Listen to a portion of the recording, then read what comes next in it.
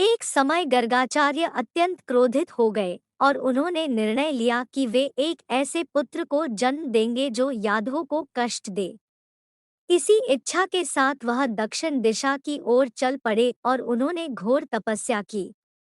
12 वर्ष तक भगवान शिव की तपस्या करने के बाद आखिर उनकी इच्छा पूरी हुई। लेकिन यहाँ प्रश्न यह है कि आचार्य तो यादवों के गुरु थे, तो फिर उन्होंने यादवों को परेशान करने वाले पुत्र की इच्छा क्यों की? चलिए आज से प्रारंभ हो रहे कार्तिक मास के शुभ अवसर पर हम भी अपनी कार्तिक मास कथा यात्रा प्रारंभ करते हैं। और यह कथा है श्रीमद् भागवत पुराण के 10वें स्कंद से। हरे कृष्ण, भगवान कृष्ण और बलराम ने कंस का वध कर दिया था। अब कंस की दोनों पत्नियां अस्ति और प्राप्ति अपने पिता जरासंध के घर लौट आई थी। अपने दामाद की मृत्यु से जरासंध अत्यंत क्रोधित था और अब वह कृष्ण बलराम से प्रतिशोध लेने की योजना बना रहा था। उसने 23 अक्षौहिणी सेना को एकत्रित किया और आप जानते हैं, एक अक्षौहिणी सेना में 21,870 सैनिक हाथी पर, 21,079 सैनिक रथ पर, 65,610 सैनिक घोड़े पर और 1,09,350 सैनिक पैदल जाते हैं। ऐसे तेज अक्षौहिणी सेना जरासंध ने तैयार की और निकल पड़ा मथुरा पर आक्रमण करने के लिए। जब सभी यादवों ने इतनी विशाल सेना को मथुरा के निकट आते हुए देखा तो वह भयभीत हो गए। यह देखकर श्री कृष्ण ने मन में ही विचार किया और उसे क्षण आकाश से सूर्य के समान देवीय विमान 2 रथ नीचे उतर आए। वह सारथी और अस्त्र शस्त्र से सुसज्जित थे। श्री कृष्ण ने अपने भाई बलराम से कहा, हे मेरे बड़े भैया, यदुवंशियों के ऊपर मंडरा रहे इस खतरे को देखिए और यह देखिए आपके प्रिय अस्त्रों के साथ आपका रथ भी सुसज्ज होकर खड़ा है।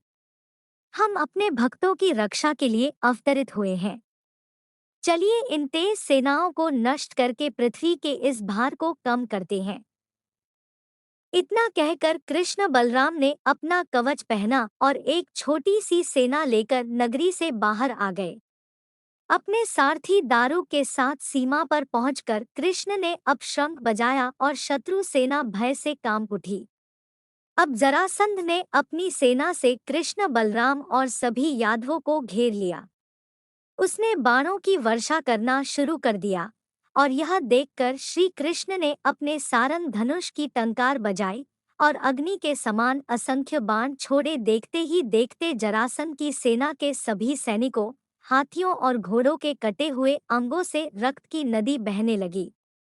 युद्ध के मैदान में सैनिकों की कटी हुई भुजाएं सांप के समान, सैनिकों के सिर कछुए जैसे, उनके बाल समुद्री घास के समान, उनके धनुष लहरों के समान और युद्ध में मरे हुए हाथी द्वीप के समान लग रहे थे। इस भीषण युद्ध में कृष्ण बलराम की सेना का एक भी सैनिक मरा नहीं और जरासंध के सेना का एक भी सैनिक बचा नहीं। अब बलराम जी ने पराजित जरासंध को वरुण पाश से बांध दिया और साधारण रस्सियों से जकड़ लिया। लेकिन कृष्ण जानते थे कि जरासंध के साथ अभी उन्हें आने वाले समय में और भी लीलाएं करनी थी। इसलिए उन्होंने बलराम जी को उसे छोड़ देने का निवेदन किया। इस प्रकार कृष्ण बलराम युद्ध में विजय प्राप्त करके अपनी नगरी में लौट आए तो आकाश से देवताओं ने पुष्प वर्षा की और सभी मथुरावासियों ने उनका भव्य स्वागत किया। उनके ऊपर सुगंधित जल का छिड़काव किया गया और संपूर्ण राज्य में उत्सव का वातावरण छा गया। अब देखिए, आप समझ सकते हैं कि जरासंध जैसे महान योद्धा के लिए इस प्रकार छोड़ा जाना यह अपमान मृत्यु के जैसा था।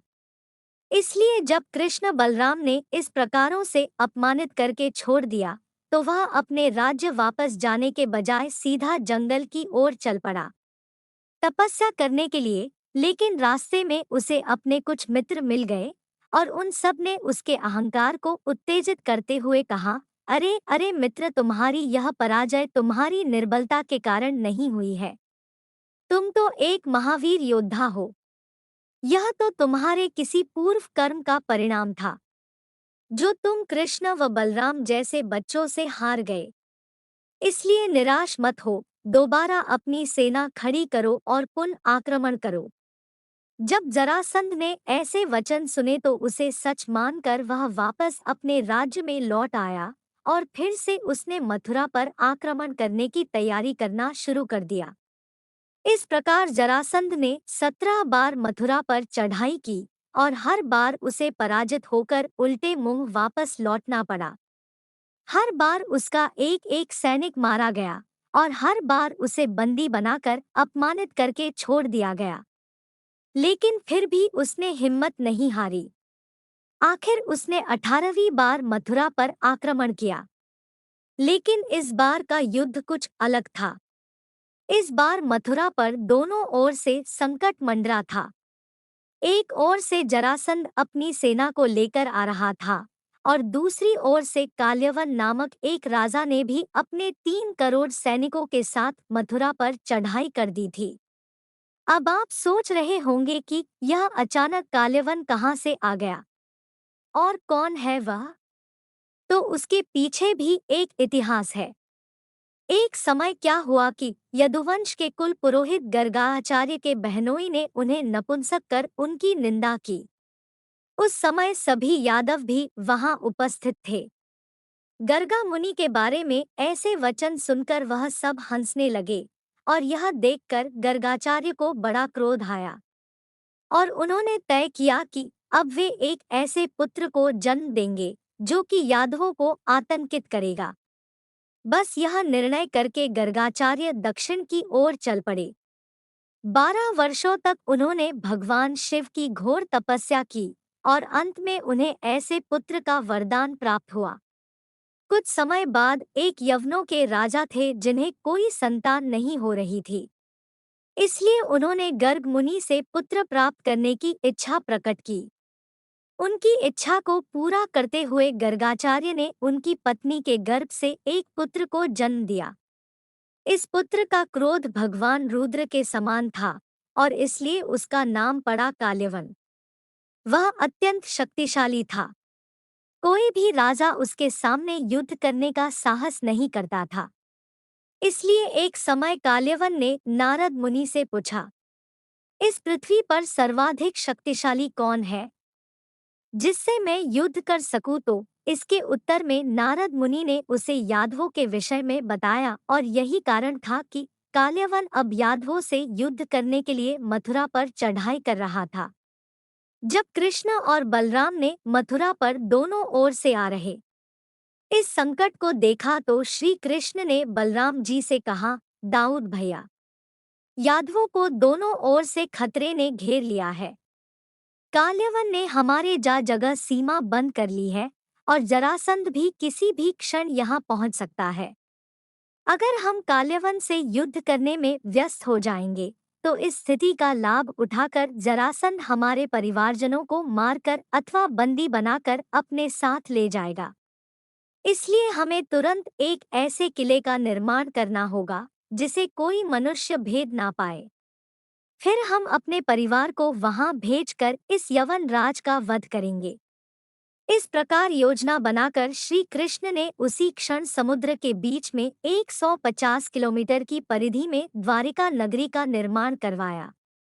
श्री कृष्ण की आज्ञा से देवताओं के वास्तुकार विश्वकर्मा ने इस भव्य नगरी का निर्माण किया। इस नगरी में चौड़े रास्ते और भव्य उद्यान थे। इन उद्यानों में स्वर्ग से लाए गए पेड़ पौधे लगाए गए थे। यहाँ घर सोने से ढके हुए थे, छतें बहुमूल्य रत्नों से जुड़ी हुई थी। इतना ही नहीं, इस नगरी में अस्तबल और गोदाम भी चांदी और पीतल से बने थे। वहाँ सभी ब्राह्मणों, क्षत्रियों, वैश्यों और शूद्रों के लिए विभिन्न आवास की व्यवस्था थी। इन सबके बीच भगवान श्री कृष्ण के हजारों महल पूरी नगरी की शोभा बढ़ा रहे थे। इंद्र ने स्वयं अपने सुधर्मा राजसभा और स्वर्ग का पारिजात वृक्ष दिया। वरुण ने मन की गति से चलने वाले सफेद और काले घोड़े दिए। कुबेर ने 8 प्रकार की धन संपत्ति दी और अन्य देवताओं ने भी बहुमूल्य उपहार प्रदान किए। जब सारी तैयारियां हो गई तो भगवान श्री कृष्ण ने रातों रात सभी मथुरा वास को निद्रावस्था में ही मथुरा से द्वारिका पहुंचा दिया। सुबह सुबह सभी मथुरा वासी उठे तो उन्होंने देखा कि वे सब रत्न जड़ित महीनों में आ चुके हैं। उन्हें अत्यंत आश्चर्य हुआ। अब श्री कृष्ण ने बलराम जी को अपनी प्रजा की रक्षा के लिए वहीं द्वारिका में छोड़ दिया और वे स्वयं मथुरा वापस आ गए उनका अधूरा काम पूरा करने के लिए। और वह काम था काल यवन और जरासंध से युद्ध का।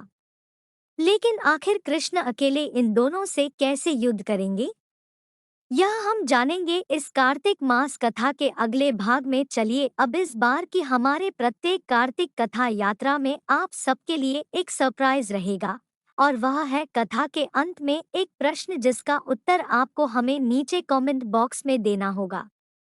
इससे यह पता चलेगा कि आपने इस कथा को कितने ध्यान से सुना है। तो आज का प्रश्न है, भगवान श्री कृष्ण के धनुष का नाम क्या था? अगर आपने इस कथा को ध्यान से सुना है तभी आप उसका जवाब दे पाएंगे। अगर आपको यह कथा अच्छी लगी है तो इसे अपने सभी परिवार और मित्रों को शेयर कर दीजिए। इस कार्तिक मास में प्रतिदिन ऐसे ही प्रमाणभूत श्रीमद् भागवतम कथा सुनने के लिए याद से आपके अपने इस चैनल सोल डाइट को सब्सक्राइब कर लीजिएगा।